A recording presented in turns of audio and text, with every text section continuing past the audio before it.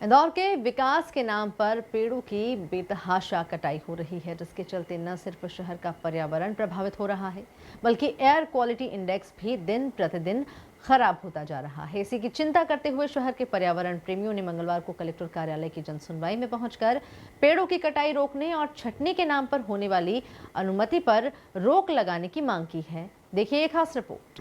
कभी सड़क निर्माण के नाम पर तो कभी बड़े विकास प्रोजेक्ट के नाम पर पेड़ों की बेतहाशा कटाई की जाती है। इंदौर इस मामले में काफ़ी आगे है।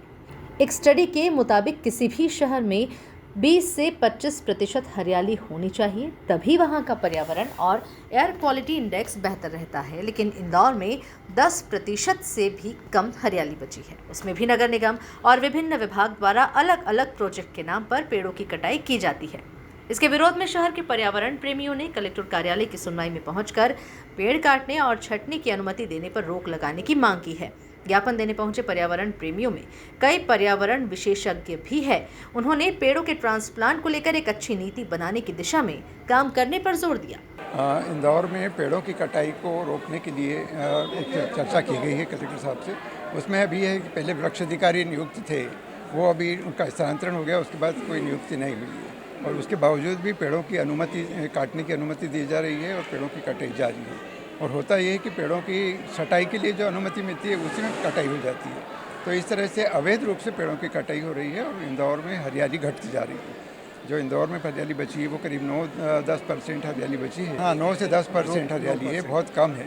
जबकि कम से 22% तो कम से कम राष्ट्रीय स्तर को देखें तो 21-22% होना चाहिए। यानी हम आधे से भी कम उसमें हम जीवन यापन कर रहे हैं और इसी कारण इंदौर का जो AQI है वो ज़्यादा रहता है। हम AQI कम करने के लिए कितने करोड़ों रुपए खर्च कर रहे हैं, किंतु हम उसको कम इसलिए नहीं कर पा रहे हैं कि हम हरियाली को नहीं बचा पा रहे हैं।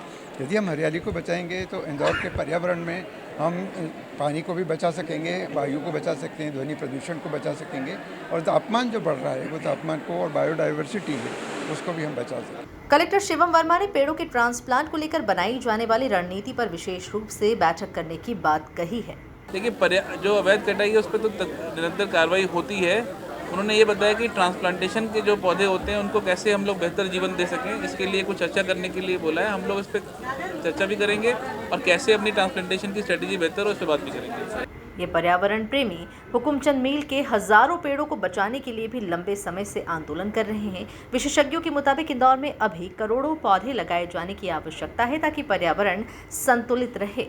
Bureau report, MP news, Indore.